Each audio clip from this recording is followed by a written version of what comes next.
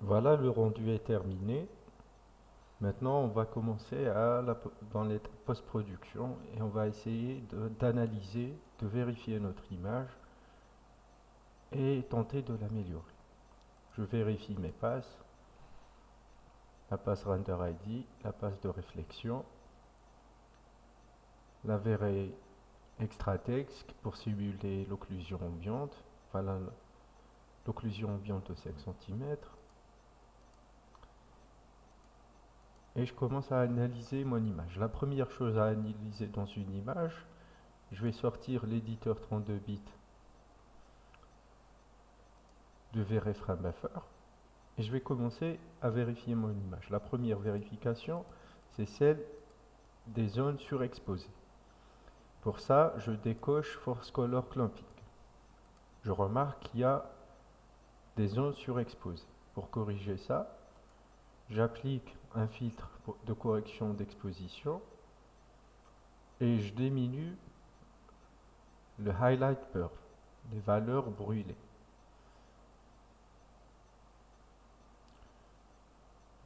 Jusqu'à obtenir une couleur blanche. Voilà. Là, qu'est-ce qui s'est passé? L'exposition, je peux l'améliorer et je peux garder des zones brûlées seulement sur les surfaces vitrées par où pénètre la lumière. Là, c'est bon.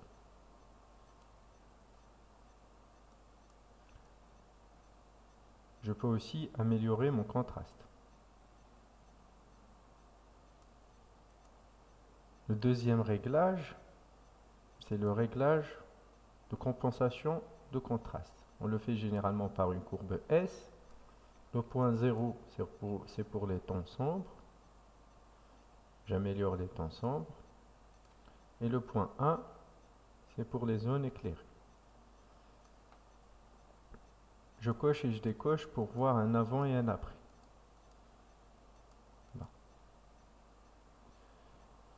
Qu'est-ce que je remarque aussi? Je remarque qu'il y a un problème. Au niveau des coins, il y a des pixels surexposés. C'est dû à quoi? C'est dû à un problème de calcul de Global Elimination. Quand on utilise comme solution de calcul Radiance Map, c'est une solution rapide, optimale, mais qui parfois pose des problèmes. Quand on a ce genre de problème, vaut mieux passer en mode de calcul brute force.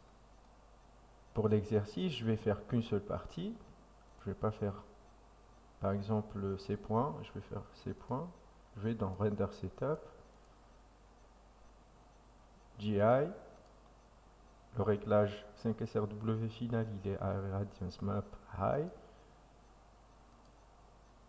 Je le change en brute force. Le problème avec brute force, c'est que ça va prendre un peu plus de temps parce qu'il calcule tous les rayons. Au lieu de Irradiance Map qui calcule un pourcentage des rayons, par exemple 80%, et les 20% des pixels qui restent, c'est des pixels calculés par interpolation, c'est-à-dire on prend la valeur du pixel qui est à côté et on essaie de lui donner une valeur équivalente au pixel adjacent. Brute force, et je lance un rendu.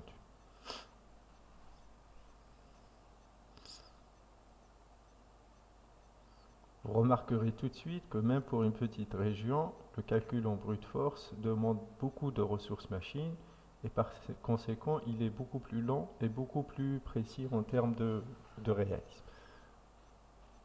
Remarquez bien l'angle de contact, les fuites de lumière ont disparu. Ça, c'est des fuites de lumière, les pixels blancs. Mais si vous décochez le rendu région, vous allez remarquer que la valeur des pixels a complètement changé. Donc, pour cet exercice-là, vous allez refaire le rendu total en mode brute force. Ensuite, qu'est-ce que vous faites une fois le rendu fini? Vous enregistrez vos passes. Maintenez le clic sur la disquette et au lieu de choisir de sauvegarder une seule passe, choisir Save All Channel to Separate File pour enregistrer les différentes phases par un seul clic. Aller dans Pass, choisir un override de 1, choisir le format qui vous convient. On va les prendre au format PNG et donner un nom. Par exemple, cuisine 02. Et vous sauvegardez en 24 bits. Une fois la sauvegarde finie,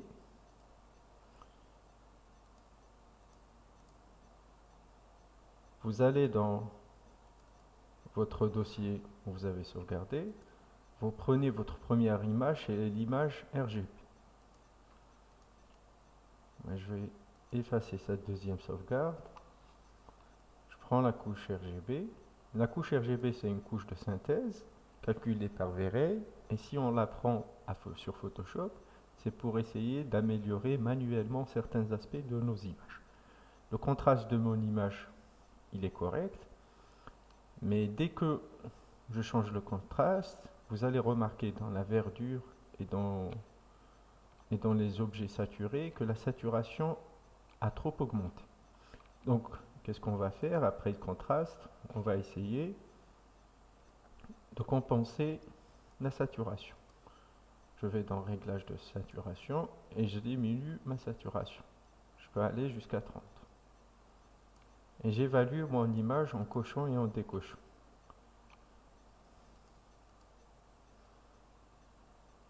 Là, le réglage est satisfaisant. Ensuite, CTRL-SHIFT-ALT-E pour copier les images et les calques actifs. Et garder l'historique de ma progression. Je peux toujours revenir en arrière si c'est nécessaire. Et là, je vais ajouter la couche d'occlusion ambiante. Je fais un glisser. Je centre mon image pour ne pas obtenir des ombres défectueuses. Ensuite, je vais ajouter un masque de fusion. L'occlusion ambiante, je ne vais pas en avoir besoin, par exemple, dans les spots. Je me mets sur mon masque de fusion, je choisis une brosse et je vais venir effacer les ombres là où j'en ai pas besoin.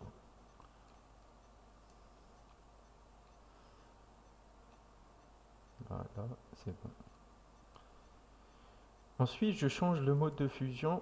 Je le mets à multiplier. Je coche et je décoche pour voir la différence et vous allez remarquer que la différence est énorme. Par exemple, si vous voyez mon évier, là l'ombre de contact elle est assez claire. Mais il faut toujours se mettre dans la tête qu'il ne faut pas exagérer les paramètres et on va le mettre à par exemple à 20%. Il faut que l'effet soit subtil. Sinon on va sortir du réalisme et ça va devenir un truc pas biaisé, un rendu biaisé. Là c'est réaliste. Il ne faut pas que le changement soit trop visible à l'œil nu. Il faut zoomer dans la zone sur laquelle on est en train de travailler et cocher et décocher pour voir la différence.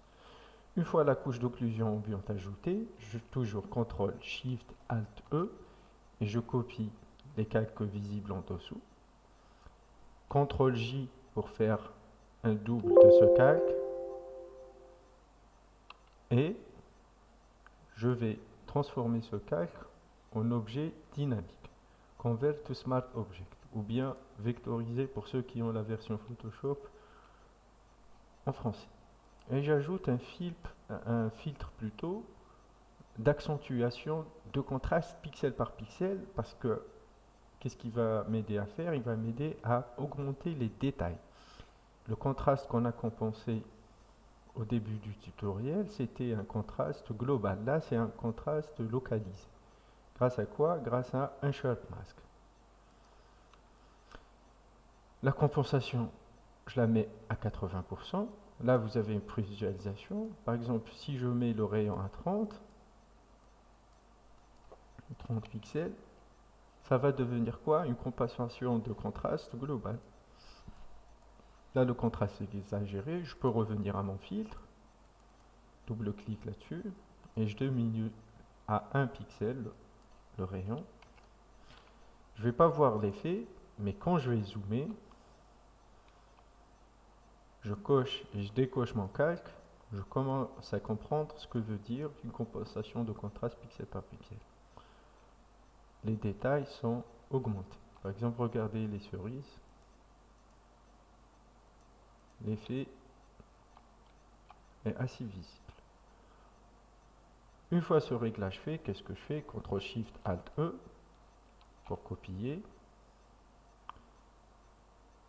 CTRL-J pour dupliquer le calque. Et je vais ajouter un vignettage. Ce calque, je le mets en mode multiplié, il va assombrir. Je vais prendre une zone de sélection. Shift F6. Je choisis un rayon de 120 pixels pour arrondir les angles. Ensuite, je clique sur Supprime. Et là, j'ai ajouté un vignettage. Les angles sont beaucoup plus sombres que le centre. Et ça va ajouter un effet de profondeur. Je diminue l'opacité du calque. Je la mets à 45% pour ne pas exagérer. Et je vais essayer d'ajouter, par exemple, un arbre ou bien un ciel derrière mon vitrage. Pour vous expliquer à quoi sert une page de RenderID. Donc, je vais importer la page de RenderID dans mon fichier. Je vais à ce qu'elle soit bien centrée. Je la rends une image pixelisée, rasterize. Ensuite, j'importe l'objet que je veux ajouter. Vous allez dans Cutout, par exemple. Vous allez trouver des arbres détourés. Vous confirmez. Ensuite, vous allez choisir Distort pour faire correspondre les lignes de la perspective de votre image avec la perspective de l'arbre.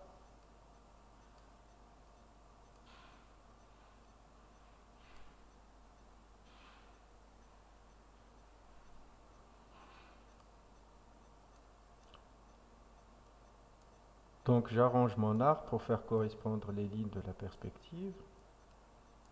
Là c'est correct. Voilà. Ensuite je vais essayer de le placer derrière mes éléments. Et là je le vectorise. Je vais plutôt bitmap. Je vais passer sur ma couche RenderID, Select, sélection par couleur, Color Range. Je prends la couleur, je diminue la tolérance. Il ne faut pas augmenter la tolérance, sinon j'arrive pas à isoler mon aplat de couleur. Et je me mets sur le calque de l'image de synthèse, le dernier calque avant le vignettage, et je clique sur le masque de fusion. Voilà. Ensuite, je descends le calque en dessous. Là, c'est l'effet contraire que l'effet escompté qui est arrivé.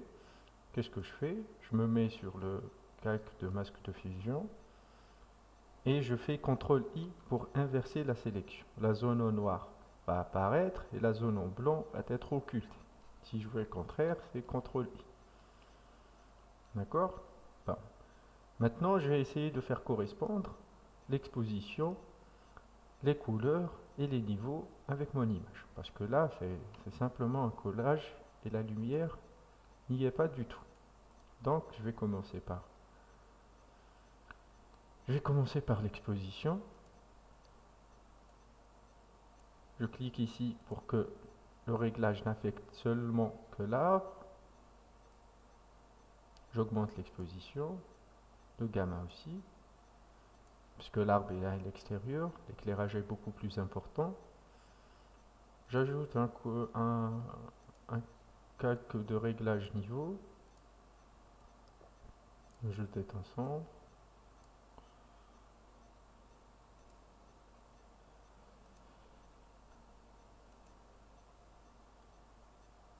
je change aussi la saturation, il faut la diminuer. Voilà, ça correspond plus avec ce que j'ai comme image. Je n'oublie pas de le rendre un masque d'écrêtage, ça veut dire il agit seulement sur cette partie. Et je finis par un calque de balance des couleurs. Masque d'écrêtage, highlight. Highlight, ça correspond à cette zone, c'est ce qu'on a vu en début de tutoriel à propos de la sphère, c'est les zones éclairées. Je veux que ça soit un peu orangé.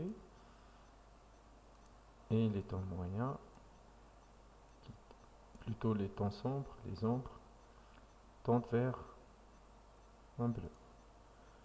Voilà. Mon exercice de post-production est fini. Maintenant, qu'est-ce que je peux faire? Je peux enregistrer mon image au format Photoshop pour l'éditer ultérieurement et faire un export Save As au format JPEG pour pouvoir échanger et publier l'image que je viens d'obtenir. Voilà, le tutoriel est terminé, mais n'oubliez pas qu'on a gardé volontairement une erreur dans le calcul de la Global Illumination, c'est pour la corriger ultérieurement. Je vous remercie.